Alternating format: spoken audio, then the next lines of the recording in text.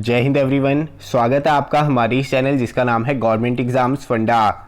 एफकेट 2 2020 का कल रिजल्ट आया, कट ऑफ रही उसकी 155 और आज से एएफएसबी की डेट सिलेक्शन भी शुरू हो गई।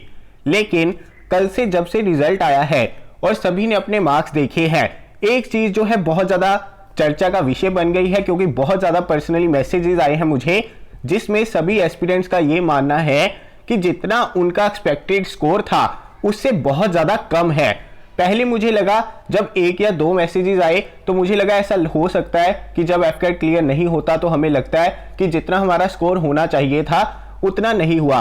लेकिन इतने ज्यादा एस्पिरेंट्स को ऐसे कैसे लगना शुरू हो गया कि उनका स्कोर जो है बहुत ज्यादा कम है। उसके बाद जो मेरे इन टच में है पिछले 2 साल से, बहुत सारे एस्पिरेंट्स जिनके 200 प्लस स्कोर आते थे, उनमें से भी बहुत सारे एस्पिरेंट्स ऐसे हैं जिनके इस बार स्कोर 120 130 आया है। ऐसा नहीं है कि 3 बार 200 प्लस आ गया तो वो गारंटी है कि चौथी बार भी 200 प्लस आएगा, ऐसा नहीं है।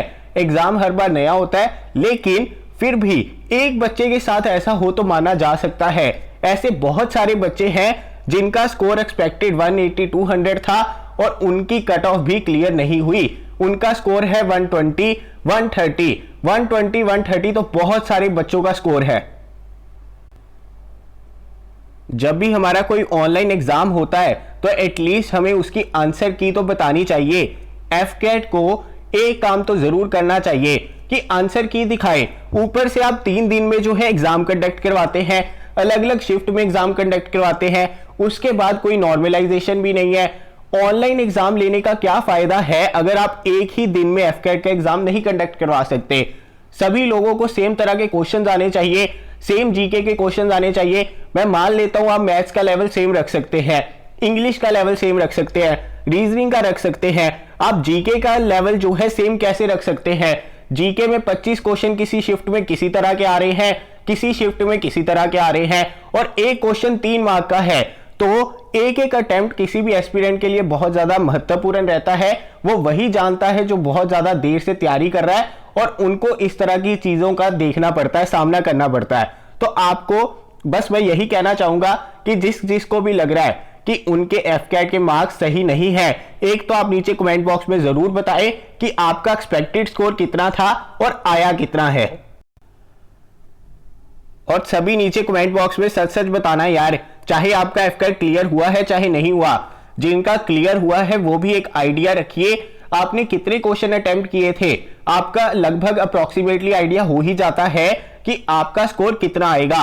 कम से कम एफकेट को ऑनलाइन एग्जाम जब भी लेते हैं, सीडेक कंडक्ट करवाता है, तो ऑनलाइन एक बार आंसर की तो जरूर आनी चाहिए। आपको पता तो चले आपने कितने अटेम्प्ट किए थे, उसमें से कौन से ठीक है कौन से गलत है। अगर ऐसा नहीं करते तो आपको पता ही कैसे चलेगा। आपको सिर्फ जो है टोटल मार्क्स बता दिए कि इतने हैं। आप में से बहुत सारे एस्पिरेंट्स की उम्मीदें जो है सिर्फ और सिर्फ इसी एग्जाम पर थी। काफी बच्चों का ये लास्ट अटेम्प्ट भी था। आप सभी को जो है आगे आना होगा। ऐसा नहीं है कि अभी कुछ एस्पिरेंट्स ने प्रॉब्लम फेस की है तो बाकी कहे कि हमें क्या। इस बार उनके साथ हुआ है, अगली बार किसी और के साथ हो सकता है। तो आप सभी को इकट्ठे रहना है। इनको मेल करिए, इनके ट्विटर हैंडल पर जाइए, इनके इंस्टाग्राम हैंडल पर जाइए, उन्हें लिखिए जो जो प्रॉब्लम आपको फेस करनी पड़ी है उसके बारे में लिखिए।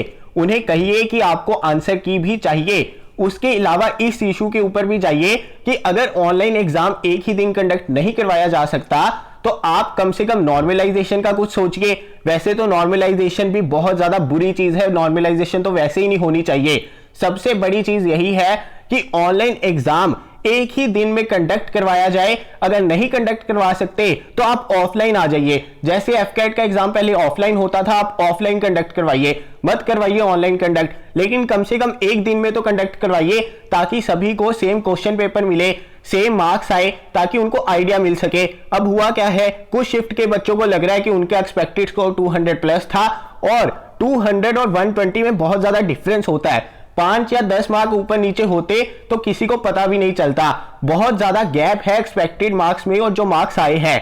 तो अब आपने देखना है, नीचे कमेंट में जरूर बताना कि आपको ये प्रॉब्लम फेस करनी पड़ी है या नहीं, आप इस रिजल्ट से सेटिस्फाइड है या नहीं। मैं जल्दी मिलूंगा अपनी अगली वीडियो के साथ।